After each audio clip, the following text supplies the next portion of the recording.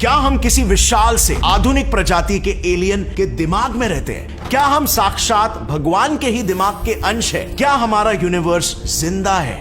I mean, हमारे ब्रह्मांड पर जरा नजर डालिए, ये कितना ही मेल खाता है एक जीव के ब्रेन सेल्स के साथ। सिमिलर स्ट्रक्चर्स, सिमिलर कनेक्शंस और सिमिलर एक्टिविटीज जो फिजिक्स के सेम कायदे कानूनों से चल रही है। वेल, ये कोई मन घड़त इमेजिनेशन नहीं है, बल्कि कुछ बहुत ही काबिल वैज्ञानिकों द्वारा पब्लिश्ड एक फैसिनेटिंग साइंटिफिक डिस्कवरी है। साल 2020 में एस्ट्रोफिजिसिस्ट फ्रैंको वैजा और न्यूरोसर्जन एल्बर्टो फेलेटी हमारे ब्रेन के दो पार्ट सेरेबेलम और सेरेब्रम पर एक एक्सपेरिमेंट परफॉर्म कर रहे थे। इस एक्सपेरिमेंट के दौरान जब उन्होंने अपने माइक्रोस्कोप से ब्रेन के सैंपल्स पर जूम किया तो सडनली उन्हें एक ऐसी चीज मिली जो दिखने में काफी फेमिलियर थी, लेकिन अपने आप में ही काफी वियर्ड। उन्होंने देखा 40x मैग्निफिकेशन पर ब्रेन में जो स्ट्रक्चर्स दिखाई दे रहे थे वो बिल्कुल जेम्स वेब स्पेस टेलीस्कोप द्वारा खींचे गए यूनिवर्स के इस पिक्चर से मेल खा रहे थे। अब दिखने में डेफिनेटली काफी मेल खा रहे, लेकिन क्या इसका मतलब हमारा यूनिवर्स किसी एडवांस्ड बीइंग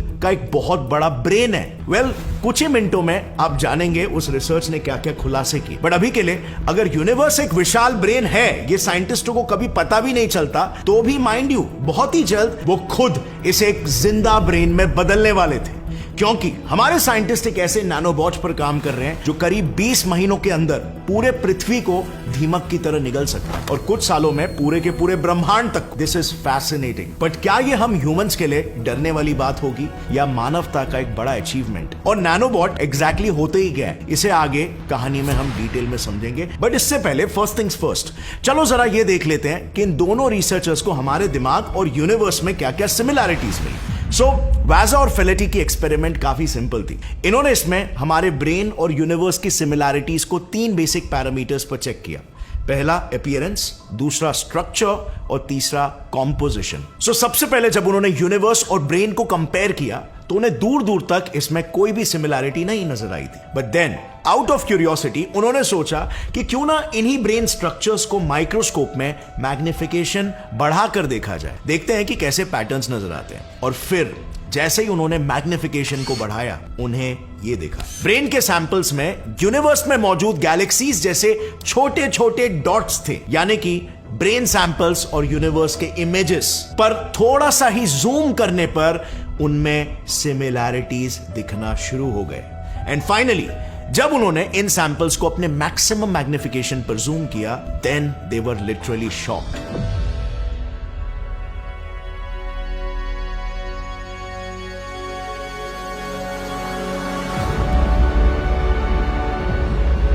क्योंकि इस पॉइंट पर उन्हें दोनों भी सैंपल्स में छोटे छोटे डॉट्स के साथ उन डॉट्स को जोड़ने वाले लाइंस भी दिखाई देने लगे, बिल्कुल यूनिवर्स की इमेज की तरह। सो वंस अगेन, जैसे आप यहां पर देख सकते हो, हमारा ब्रेन और यूनिवर्स दोनों भी दिखने में स्ट्रक्चर वाइज काफी सिमिलर दिख रहा है। और इसीलिए फर्स्ट पैरामीटर को टिक करने के बाद अब बारी थी उनके सेकेंड पैरामीटर को जांचने की।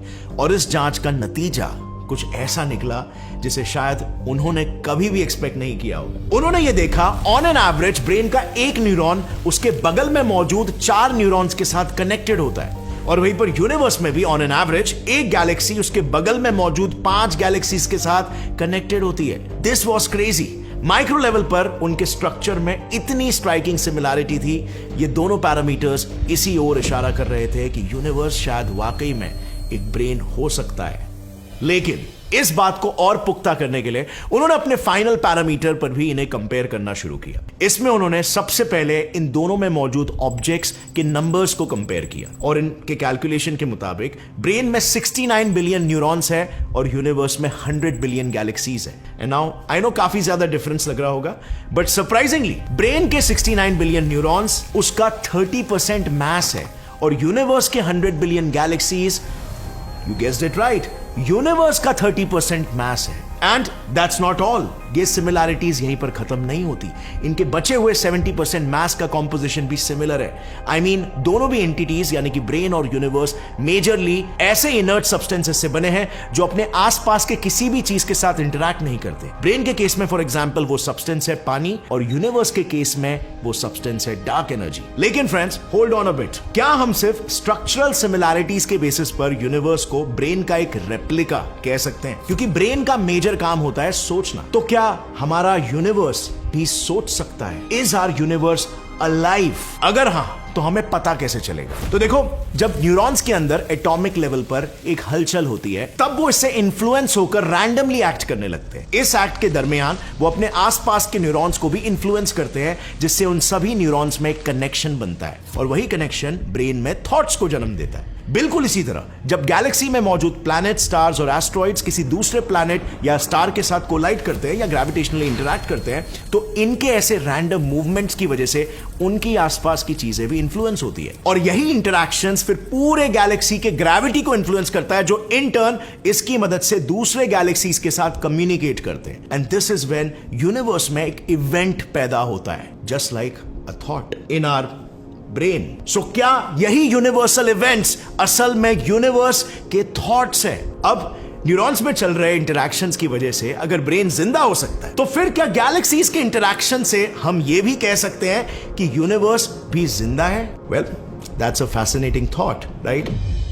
अब जस्ट बिकॉज इस सवाल का जवाब हमारे पास नहीं है, मे बी आप लोग को ऐसा लग रहा होगा कि ये कॉन्सेप्ट काफी सिली है, but let me inform you, साइंटिस्टों का ऐसे वियर्ड और सिली थॉट्स को फॉलो करने के पीछे एक मेजर रीजन है। वो ये है कि यूनिवर्स के एक ब्रेन होने से फिजिक्स के कई सारे लॉन्ग स्टैंडिंग प्रॉब्लम्स सॉल्व हो सकते हैं, including the biggest problem of the all, quantum physics और क्लासिकल फिजिक्स के बीच का कनेक्शन ढूंढने का।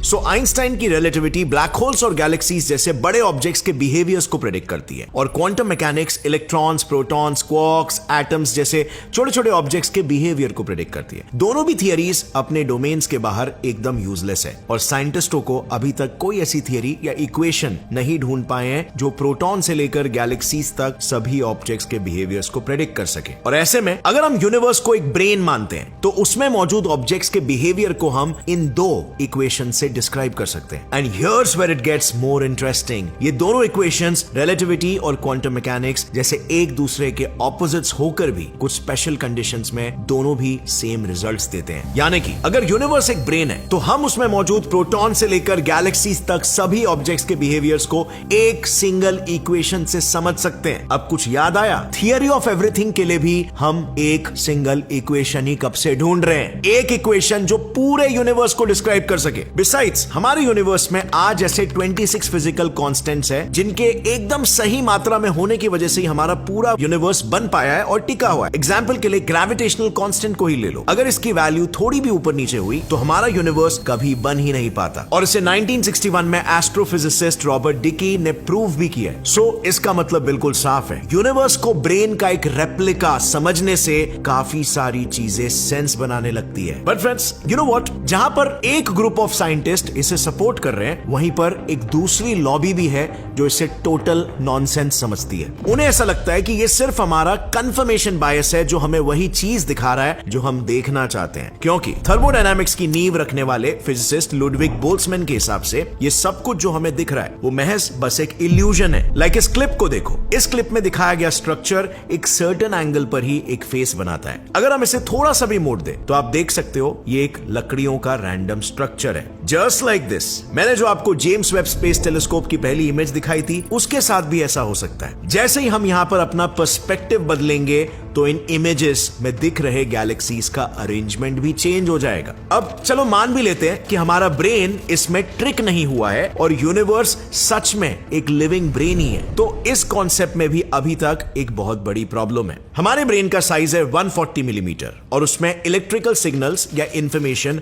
100 मीटर्स पर सेकेंड की स्पीड से ट्रैवल करती है। यानी कि हमारे केस में एक थॉट इंस्टेंटेनियसली जनरेट होता है। अब यही चीज अगर हम यूनिवर्स पर अप्लाई करें तो ऑब्जर्वेबल यूनिवर्स का साइज है 93 बिलियन लाइट ईयर्स और इसमें information 3 into 10 raised to the power of 8 meters per second की स्पीड से ट्रैवल करती है। यानी कि हमारे ब्रेन के कंपैरिजन में यूनिवर्स में एक थॉट को बनने के लिए tens of billions of years लगेंगे, जबकि इस यूनिवर्स की एज ही है 13.6 बिलियन ईयर्स। और इसीलिए फ्रेंड्स, हमें कुछ और पुख्ता सबूत लगेंगे before we can truly conclude कि हाँ, ब्रह्मांड वाकई में एक दिमाग है और साइंटिस्ट इस पर अभी काम भी कर रहे हैं। पर इस कॉन्सेप्ट ने इमेजिनेशन के फ्लड गेट्स ओपन कर दिए, बिल्कुल सिमुलेशन थियरी की तरह। जो ये दावा करती है कि हमारा ब्रह्मांड एक एडवांस्ड एलियन प्रजाति द्वारा क्रिएटेड एक सिमुलेशन है। अब इस पर मैंने एक डिटेल वीडियो ऑलरेडी बनाया जो आप सिंपली यूट्यूब पर सर्च करके देख सकते हो। But talking about simulation and brain, जिस स्पीड से आज इंसानों की टेक्नोलॉजी इतनी एडवांस हो रही है, हमारे खुद के पास ही वो पावर आ जाएगी जो पूरे ब्रह्मांड को ही एक विशाल दिमाग बना सकती है। वेलकम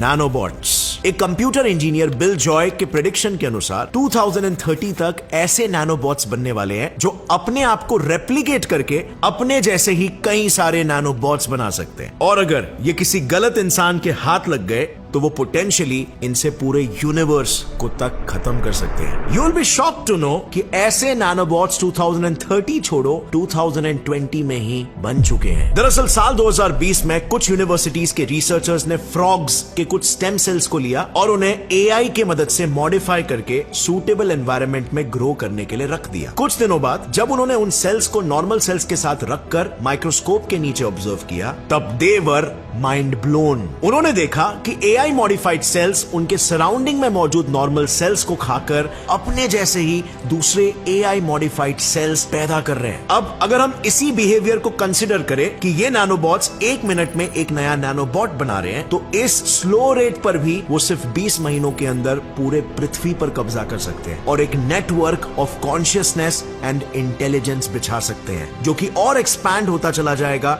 गैलेक्सीज तक, क्लस्टर्स तक और फाइनली पूरे यूनिवर्स भर में। एंड देन उस पॉइंट पर अगर कोई हमारे ब्रह्मांड को देखेगा तो उन्हें ऐसे लगेगा कि ये एक बड़ा जीता जागता एक्टिव ब्रेन है और इलॉन मस्क का एआई थ्रेट सच साबित होगा। Mark my words, AI is far more dangerous than nukes. So definitely ये टेक्नोलॉजी गलती से भी गलत लोगों के हाथ में ना लगे, बस यही हमारी दुआ रहेगी। बट अभी के लिए we are left with only one question. So friends, आपको क्या लगता है, क्या वाकई में हमारा यूनिवर्स एक एडवांस बीइंग का ब्रेन है? कमेंट्स में जरूर बताना आपकी क्या ओपिनियन है, क्योंकि आए दिन यूनिवर्स के बारे में ऐसी कई सारी नई हाइपोथेसिस सामने आती रहती है जिस पर लोग अपने ओपिनियंस देते रहते हैं, लेकिन उसमें से कुछ ही हाइपोथेसिस सभी साइंटिफिक टेस्ट को पास कर पाती है। लाइक रिसेंटली कुछ कॉस्मोलॉजिस्ट ने यह प्रूव किया है कि हमें जो एज ऑफ यूनिवर्स बताया गया है वो एक्चुअली में गलत है। उनकी रिसर्च के अनुसार बिग बैंग 13.7 बिलियन ईयर्स पहले नहीं हुआ था जैसे हमें बताया गया है, बल्कि 27 बिलियन ईयर्स पहले हुआ था, क्योंकि उन्हें कुछ ऐसे गैलेक्सीज मिले हैं जो 13.7 बिलियन ईयर्स से कहीं ज्यादा पुराने हैं। अब उन्होंने उन गैलेक्सीज को आखिर ढूंढा कैसे और उन गैलेक्सीज ने और क्या क्या सीक्रेट्स खोले, इन सभी सवालों के जवाब मैंने अपने एक वीडियो में ऑलरेडी डिटेल में एक्सप्लेन कर दिया है, जो कि आप यहां पर क्लिक करके इसे देख सकते हो, आई बटन दबाकर या यहां पे कहीं पे आ जाएगा। और फ्रेंड्स, आज के लिए बस इतना ही। उम्मीद है आपको वीडियो इंटरेस्टिंग लगा। एक नया पर्सपेक्टिव, एक नया डिमेंशन इसने आपके सामने खोल दिया, जिसने आपकी क्यूरियोसिटी को स्पार्क किया। अगर हां तो सब्सक्राइब कर लो और लाइक करना मत भूलना। And see you next time. Till then, as always, stay curious, keep learning and keep growing. जय हिंद।